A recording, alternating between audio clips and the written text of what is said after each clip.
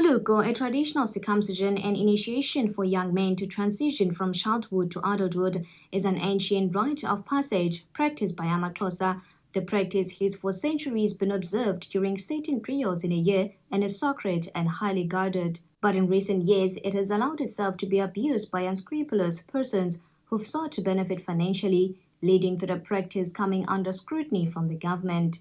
And this led to the drafting and passing of the Customary Initiation Act of 2021 that calls for, among others, concern for a parent or a guardian to approve for their boy children to enroll with an initiation school. The law also states that an initiate should be between the ages of 16 and 18 years. Unfortunately, for some of the men from the Govan Mbeki cluster, this hasn't been the case as many of them are above the regulated age.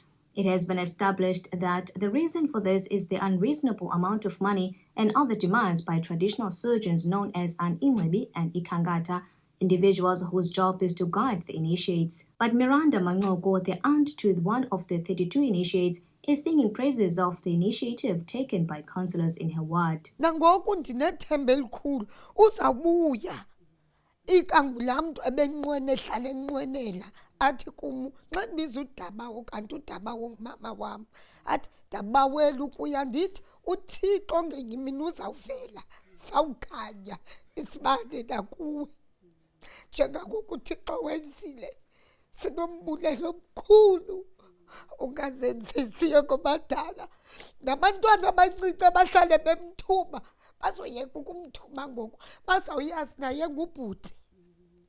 Sabulela kakhulu silisapho lamankabane abulelo Jeke ayabulela namagqwasho. Councillor Sibidla Majola says due to the many calls from parents who couldn't afford to take their sons to initiation schools, they took it upon themselves to put aside funds in order to fulfill dreams of many of the disadvantaged boy children. You see, before we took these boys to the initiation school, we had numerous meetings.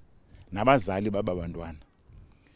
And then where we could see the parents, what they were saying about their kids. Some of them were crying tears, bebekhala, and then, this thing even touched us.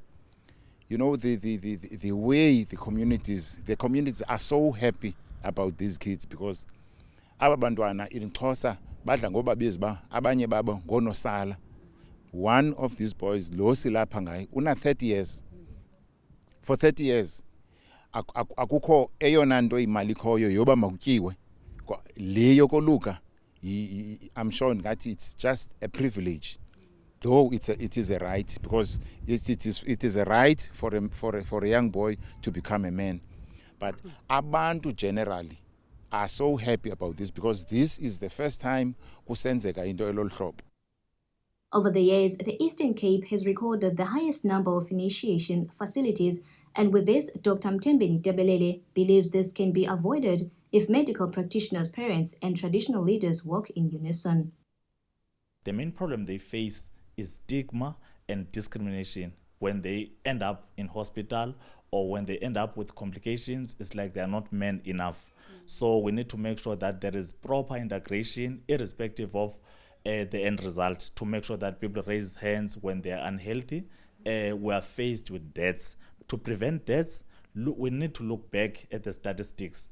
Last year we lost 44 boys. Currently we've lost about 11.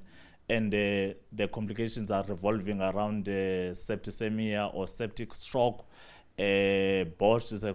gangrene, gangrenous wounds, dehydration, and so on. Those are things that can be prevented if we work hand in hand as medical practitioners or the health establishments with government. So it's important for boys to stick to the law. 48 young men lost their lives during last year's summer initiation season in the Eastern Cape alone, which has described by authorities as a genocide performed by traditional leaders.